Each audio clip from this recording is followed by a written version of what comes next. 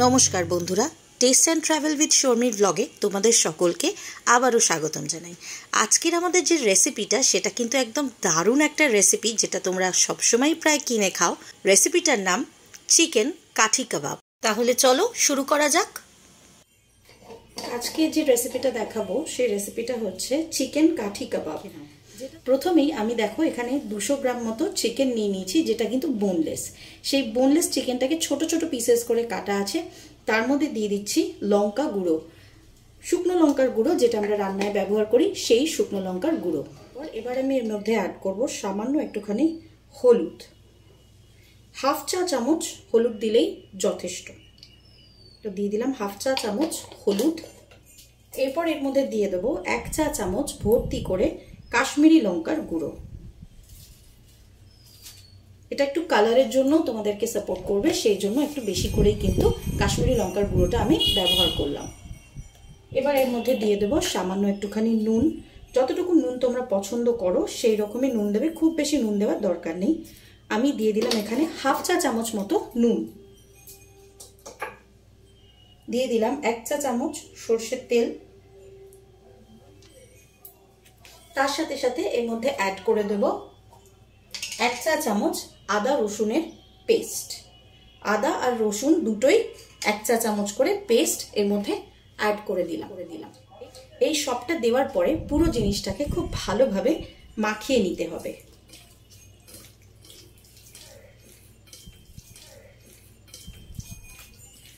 দেখতে পাচ্ছ আশা করি যে আমি পুরোটাকে ভালোভাবে মাখিয়ে নিচ্ছি। এই যে 1 ঘন্টার জন্য নর্মালি রেখে দেবো, রুম টেম্পারেচারে থাকলেও অসুবিধা নেই। এটাকে আমি সরিয়ে রেখে প্রিপারেশন করে নেবো আমাদের নেক্সট স্টেপ। দুটো ছোট সাইজের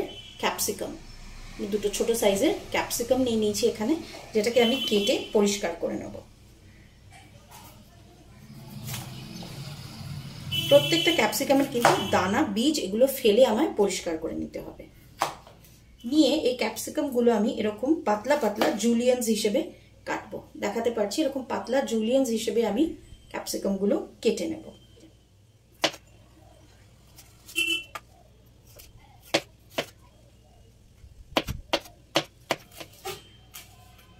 আমার ক্যাপসিকামের জুলিয়ান্স রেডি হয়ে গেছে। পেঁয়াজেরও এরকমই জুলিয়ান্স কেটে নেব। দেখতে পাচ্ছ, এই যে আশা করি বুঝতে পারছো, এই যে স্লাইসগুলো খুব পাতলা হবে না, এরকম একটু মোটা মোটা রেখে জুলিয়ান্স কাটবে। আমি এখানে নিয়ে নিয়েছি 3টে মিডিয়াম সাইজের পেঁয়াজ, যেগুলো আমি জুলিয়ান্স কেটে নেব।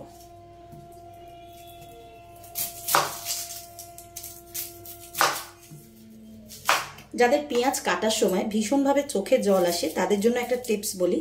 যখন তুমি পেঁয়াজ কাটবে তখন মুখে 1 টুকরো টোস্ট বিস্কিট অথবা 1 স্লাইস পাউরুটি যদি রেখে দাও, ছোট একটুখানি টুকরো একটা স্লাইস পাউরুটি যদি মুখে রাখো, তাহলে এই যে চোখ দিয়ে জল বেরোয় কনস্ট্যান্ট পেঁয়াজ কাটার সময়, এটা কিন্তু হবে না, আর তোমরা খুব ইজিলি পেঁয়াজটাকে কেটে নিতে পারবে।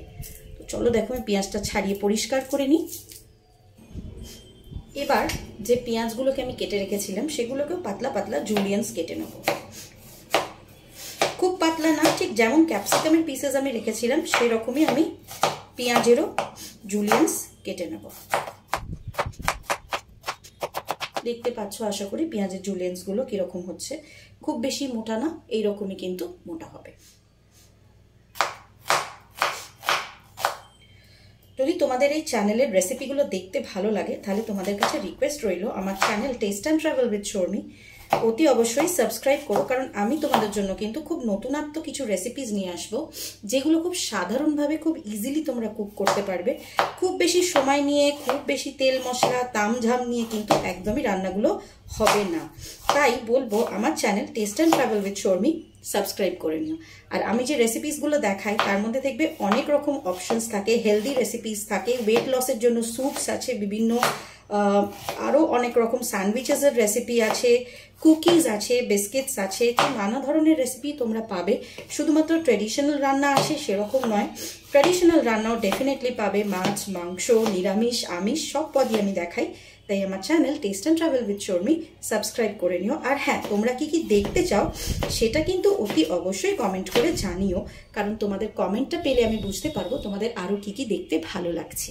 তাহলে চলো, তোমাদের সাথে কথা বলতে বলতে কিন্তু আমার পেঁয়াজের স্লাইসিং রেডি। আমি ক্যাপসিকামটা যে বাটিতে রেখেছিলাম সেখানে পেঁয়াজগুলো আমি তুলে নিলাম, কারণ এই পুরো জিনিসটাই আমার একসাথেই প্রয়োজন হবে। চিকেনের নেক্সট প্রসেসিংয়ের জন্য আমি চিকেনটা নিয়ে নিয়েছি কয়েকটা স্ক্রিওয়ার। তোমরা চাইলে উডেন স্ক্রিওয়ার, কাঠের যেগুলো হয় সেগুলো ব্যবহার করতে পারো। আমার কাছে এগুলোই রয়েছে, আমি এগুলোই ব্যবহার করব। আমাকে স্ক্রিওয়ারে প্রত্যেকটা যে চিকেনের পিসেস আমি ম্যারিনেট করে রেখেছিলাম সেগুলো আমি এইভাবে আস্তে আস্তে স্ক্রিওয়ারের মধ্যে ঢুকিয়ে নেব বা গেঁথে নেব।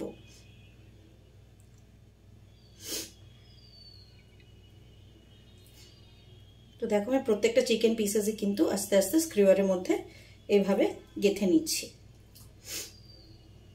এই রেসিপিটা খেতে কিন্তু ভীষণ সুন্দর হয়, স্টার্টার হিসেবে দারুণ হয়। তোমরা এমনি কিটি পার্টিস বা টি পার্টিসও যদি বাড়িতে অ্যারেঞ্জ করো সেখানেও কিন্তু এই ধরনের রেসিপি সার্ভ করতে পারো। এই গরমে কষ্ট করে খেটে খুঁটে তোমাদের জন্য এই রেসিপিসগুলো কিন্তু আমি আনি, তাই রিকোয়েস্ট করব আমার চ্যানেলটাকে সাবস্ক্রাইব করো আর তার সাথে সাথে পাশে থাকা বেল আইকনটা প্রেস করো, যাতে ফার্দার নতুন কোনো রেসিপিস আমি নিয়ে এলে তোমরা সেটার আপডেট পাও। আর তার সাথে সাথে তোমাদের ভালোবাসা, তোমাদের এনকারেজমেন্ট আমার কাছে পৌঁছে দিতে লাইক করো আর কমেন্ট করো। কমেন্টে অতি অবশ্যই জানিও যদি তোমরা রেসিপিসগুলো ট্রাই করে থাকো, আমার যে কোনো রেসিপিস, সেগুলো তোমাদের কেমন লেগেছে বানিয়ে, আর তার সাথে সাথে আরও কি কি দেখতে চাও। তো চলো, আমার তোমাদের সাথে কথা বলতে বলতে কিন্তু স্ক্রিওয়ারে এগুলো মোটামুটি প্লেস করা হয়ে গেছে। এই রান্নার প্রসেসটা কিন্তু ভীষণই ইজি, খুব বেশি কিছু তামঝাম তোমাদের একদমই করতে লাগবে না। দেখতেই পাচ্ছ, এরপরে কিন্তু আর বিশেষ কোনো কাজই নেই। যদি তোমরা মাইক্রোওয়েভে গ্রিল করতে চাও, এই চিকেনগুলো মাইক্রোওয়েভেও গ্রিল করতে পারো। যদি তোমরা মনে করো যে না, মাইক্রোওয়েভের চেয়ে তোমরা এটাকে কড়াইতে বা কোনো প্যানে করবে, সেটাও করতে পারো। এটা সম্পূর্ণ কিন্তু তোমাদের চয়েস। তবে চিকেনগুলো যে প্লেস করবে সেটা একটু ফাঁকা ফাঁকা রাখবে, যাতে প্রত্যেকটা চিকেন খুব ওয়েল কুকড হয়। ঠিক আছে, একদম গায়ে গায়ে কিন্তু চিকেনগুলো লাগিয়ে প্লেস করবে না। দেখো, আমি চিকেনগুলো হালকা ফাঁকা করে দিচ্ছি যাতে প্রত্যেকটা চিকেন ওয়েল কুকড হয়। দেখো, আমার স্ক্রিওয়ারের মধ্যে প্রত্যেকটাই কিন্তু ভরা হয়ে গেল। আমার স্ক্রিওয়ার কিন্তু রেডি।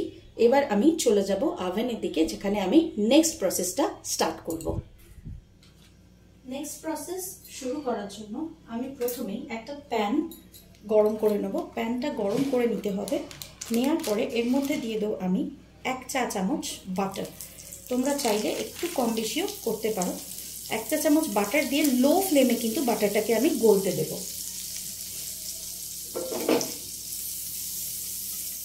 দেখো, বাটারটা কিন্তু অলমোস্ট গলে গেছে।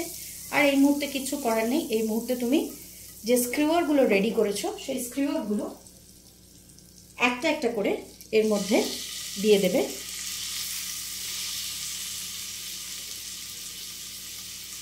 দিয়ে চিকেনগুলোকে ওয়েল ফ্রাইড হতে দেবে।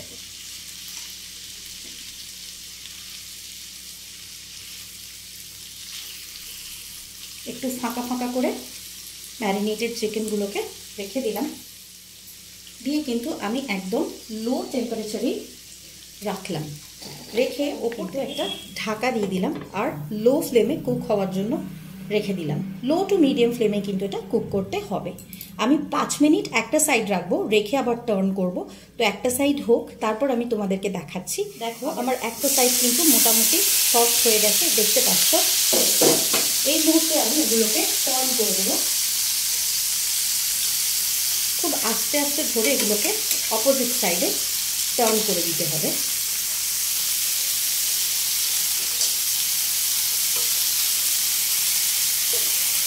খুব সাবধানে করবে যাতে নিজের হাতে ছ্যাঁকা না লাগে। তো হালকাভাবে আমি এভাবে ধরে টার্ন করে দিলাম চিকেনটাকে। দিয়ে আবার ঢাকা দিয়ে রেখে দিলাম কিছুক্ষণের জন্য। তো দেখতে পাচ্ছ, এটা বোথ সাইডে কিন্তু ওয়েল কুকড হয়ে গেছে। কিন্তু চিকেনটা ওয়েল কুকড হয়ে গেছে। ব্যাস, আর কিছু করার নেই। এবার আমি চিকেনগুলোকে তুলে নেব।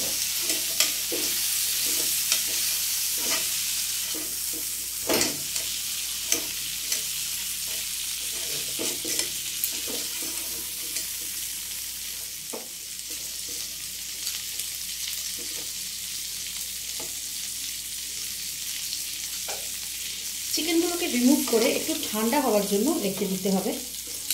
চিকেনগুলো রিমুভ করে নিয়ে সেম প্যান যেটাতে আমি রান্নাটা করছিলাম সেই প্যানেই আমি দিয়ে দেবো আরও একটুখানি বাটার।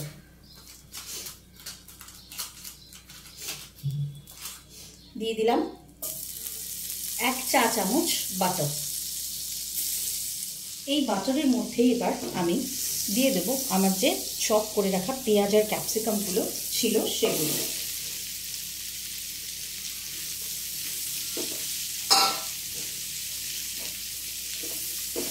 এটাও কিন্তু লো টু মিডিয়াম ফ্লেমেই রান্না হবে, খুব বেশি হাই ফ্লেমে কিন্তু হবে না।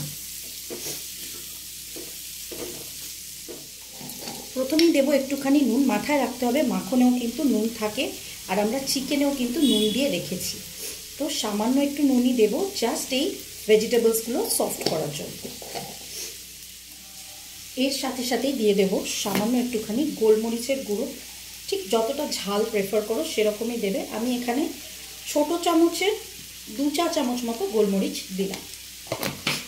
সঙ্গে যদি ঝাল ঝাল পছন্দ করো তাহলে কয়েকটা কাঁচা লঙ্কা দিয়ে দিতে পারো, তো আমি কয়েকটা কাঁচা লঙ্কাও কিন্তু কুচিয়ে দিয়ে দিচ্ছি। এগুলো ছোট ছোট করে চপ করে দেবে, খুব বেশি কাঁচা লঙ্কা বড় বড় রাখবে না, তাহলে কিন্তু ঝালটা বেশি লাগবে। দিয়ে দিলাম সামান্য কিছু কাঁচা লঙ্কা, দিয়ে আবার একটুখানি নাড়াচাড়া করে নেব।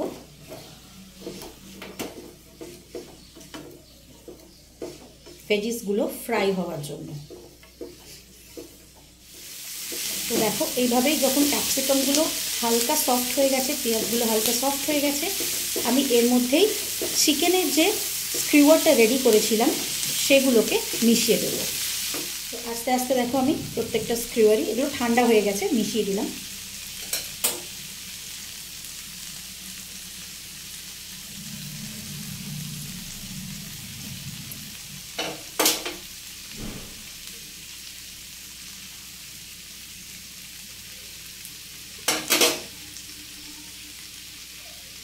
চিকেনটা যেহেতু অলরেডি কুকড, খুব বেশি আর কুকিং করার কিন্তু দরকার পড়বে না।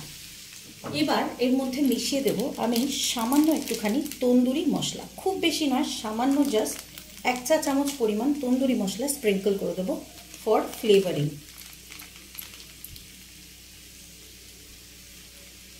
ব্যাস হয়ে গেছে। তন্দুরি মশলাটা দেওয়ার পর আমি আরেকটু এটাকে নাড়াচাড়া করে নেব, যাতে মশলাগুলোর সাথে খুব ভালোভাবে চিকেনটা মিক্স হয়ে যায়।